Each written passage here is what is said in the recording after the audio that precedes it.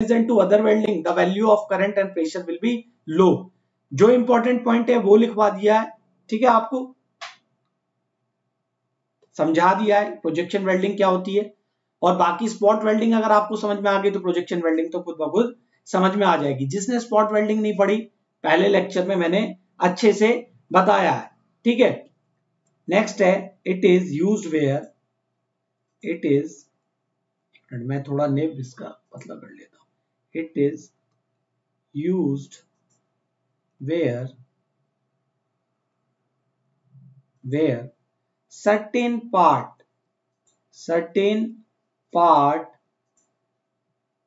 cannot be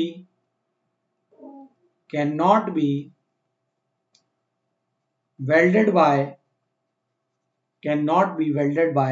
spot welding। मतलब जो part spot welding से नहीं हो सकता था वेल्ड, हम प्रोजेक्शन वेल्डिंग के थ्रू करते हैं, उस जगह पे हम प्रोजेक्शन वेल्डिंग का यूज करते हैं। Next point guys, application.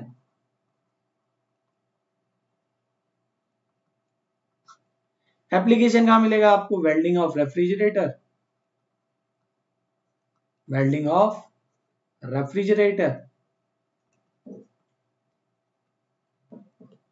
Second आपको क्या मिलेगा? या welding of evaporator and condenser. Okay guys, तो प्लीज जो ये इंपॉर्टेंट पॉइंट्स हैं मैं बता देता हूं आपको ब्लैक कलर से। These are the important points, ठीक है, keep in your mind for example. तो बेटा उम्मीद करता हूं आपको चीजें समझ में आ गई होंगी। दूसरी इंपॉर्टेंट बात है बेटा यहां पर जो आपको ध्यान में रखनी है, शेयर कर दो प्लीज वीडियो, प्लीज। मुझे पता है आप आओगे, देखोगे 5 मिनट फिर चले जाओगे, लेकिन गाइस आपका शेयर मुझे बहुत सपोर्ट करेगा, मुझे बहुत मोटिवेशन देगा, हमारी टीम को मोटिवेशन देगा कि आपके लिए हम इतना एफर्ट कर रहे हैं, तो प्लीज थोड़ा सा शेयर कर दीजिए। सो गाइस मूव करते हैं नेक्स्ट वेल्डिंग पर। अब बात होगी बेटा रेजिस्टेंस वेल्डिंग आर ओवर। मैंने आपको पूरा अच्छे तरीके से रेजिस्टेंस वेल्डिंग कंप्लीट करा दिया है।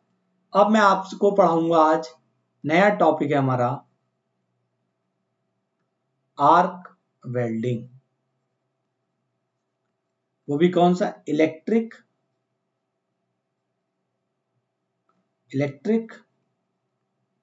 आर्क वेल्डिंग, ठीक है, इलेक्ट्रिक आर्क वेल्डिंग, ठीक है। तो आज का टॉपिक है हमारा arc welding, electric arc welding. So guys what is electric arc welding? पहला पॉइंट ये है, what is electric arc welding?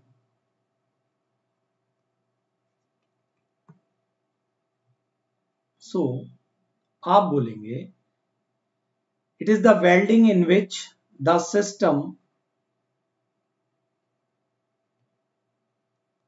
in which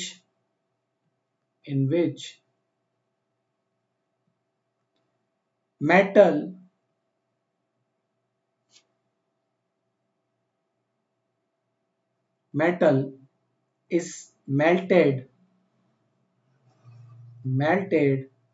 by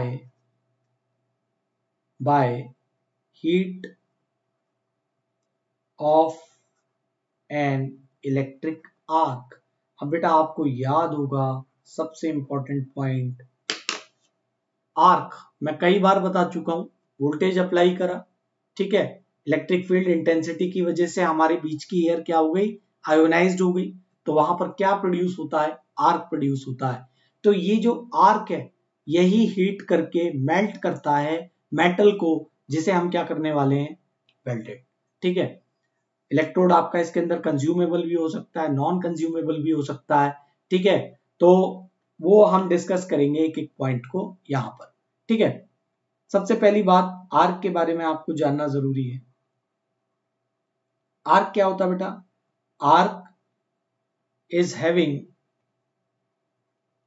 ए, मैं आपको पहले भी बता चुका हूं ये बात, negative resistance characteristics. Resistance characteristics, please keep this word in mind. ठीक है, कैरेक्टरिस्टिक्स, टिक, नेगेटिव रेजिस्टेंस कैरेक्टरिस्टिक्स। ठीक है गाइज, तो ये जो आपका पॉइंट है ये बहुत इंपॉर्टेंट है। इसमें क्या है बेटा? वोल्टेज और करंट के बीच में इनवर्सली रिलेशनशिप है।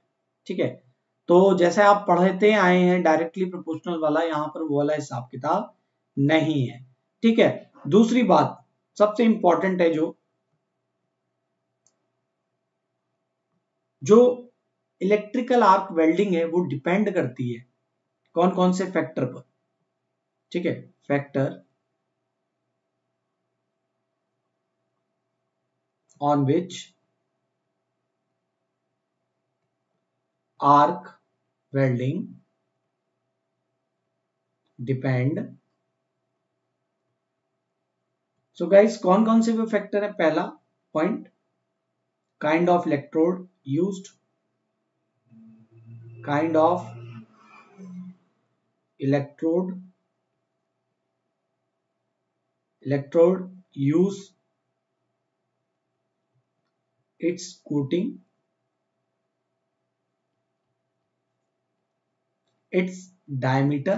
भाई जाहिर सी बात है, इलेक्ट्रोड होगा तो उसकी लेंथ भी होगी, उस पर कोई कोटेड है नहीं है, और उसकी लेंथ, सारे फैक्टर्स पे ये डिपेंड करेगा। नेक्स्ट है position of welding, position of welding, position of welding. Third one है amount of current used, amount of current used. Okay guys, तो these are the important factors, important points on which this arc welding is depend। Okay guys, तो next point आपको जो यहां पर याद रखने वाला है वो क्या है? वो ये है, एक टर्म आता बेटा arc blow.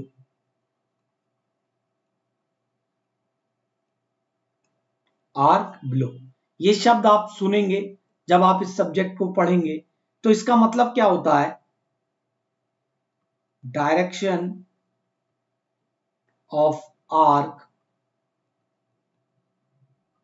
Direction of arc, ठीक है, direction of arc get deflected, get deflected from the welding point, from the welding point। मतलब क्या है बेटा? आपको जो पर्टिकुलर पॉइंट है जिस पर आपको क्या करना है, इलेक्ट्रोड से फिनिशिंग मतलब वेल्डिंग करनी है, वहां से आपका आर्क क्या हो गया, उसकी डायरेक्शन हो गई डिफ्लेक्टेड। तो इसकी वजह से क्या हो गया, उस पर्टिकुलर पॉइंट पे वेल्डिंग हो ही नहीं पाई, और जब वेल्डिंग नहीं हो पाई तो क्या हुआ, आपका पर्पस जो वेल्डिंग का वो फेल हो गया। सो दिस कंडीशन, अब ये लाइन इंपॉर्टेंट है, this condition occur with DC supply when current above 200 ampere and less than 40 ampere. यानी आर्क ब्लो की कंडीशन कब आएगी? डीसी सप्लाई पे आएगी, जब करंट की वैल्यू होगी 200 एम्पियर अबव और लेस देन 40 एम्पियर। तो ये गाइस 2 पॉइंट्स है, काफी इंपॉर्टेंट है, इन्हें अपने माइंड के अंदर जरूर याद रखिएगा, ये एग्जाम में पूछे जाते हैं। ठीक है, अब आर्क ब्लो की वजह से क्या होता है, due to the arc load बेटा heat penetration in the required area is low. इस बात को चलो मैं लिखवा देता हूं, ठीक है। तो इससे क्या होगा, आपका इनकम्प्लीट फ्यूजन होगा, इनकम्प्लीट आपकी वेल्डिंग होगी। जाहिर सी बात है, जब आपका हीट का पेनिट्रेशन ही जो वेल्डिंग एरिया में है वो प्रॉपर ही नहीं है तो मेटल मेल्ट ही कैसे होगा, और जब वो मेल्ट नहीं होगा तो फ्यूजन नहीं होगा, और फ्यूजन नहीं होगा तो फिर आपका फिलिंग हो नहीं पाएगी। बात सिंपल सी बात आपको याद रखनी है कि due to this due to this due to this heat penetration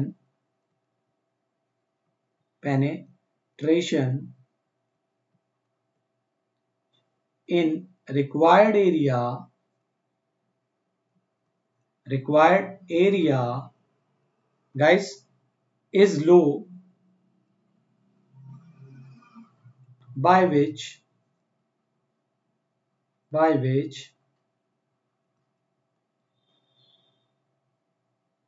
it's lead to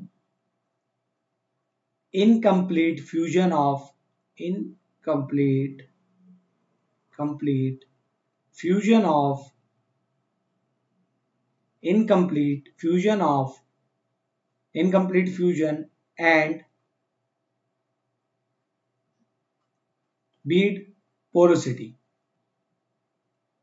अब ये बीड पोरोसिटी कुछ और शब्द नहीं है बेटा, जो आप मेटल फिल करते हो, जो वेल्डिंग के अंदर भरा जाता है मेटल, वही आपका क्या है, बीड है, ठीक है। उसमें क्या हो जाएगा, प्रॉपर तरीके से नहीं भरा जाएगा, उसके अंदर छोटे छोटे स्पॉट्स बन जाएंगे, छोटे छोटे होल्स बन जाएंगे, उसे ही हम क्या कहेंगे, पोरोसिटी या voids.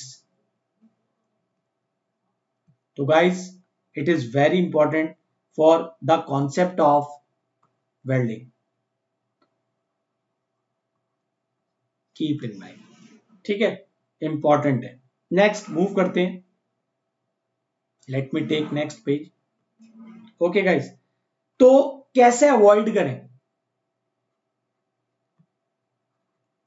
Arc blow, avoid by using the AC supply, ठीक है गाइस। तो आई होप ये पूरा का पूरा मैंने आपको क्लियरली बता दिया है कि आपका मेटल आर्क वेल्डिंग में होता क्या है, ठीक है गाइस। तो अब डिस्कस करते हैं कुछ important points for arc welding जो एग्जाम में आएंगे। Important points for arc welding. Guys देखो, बोर मत हो, ठीक है, बोर होने की जरूरत नहीं है, ज्यादा से ज्यादा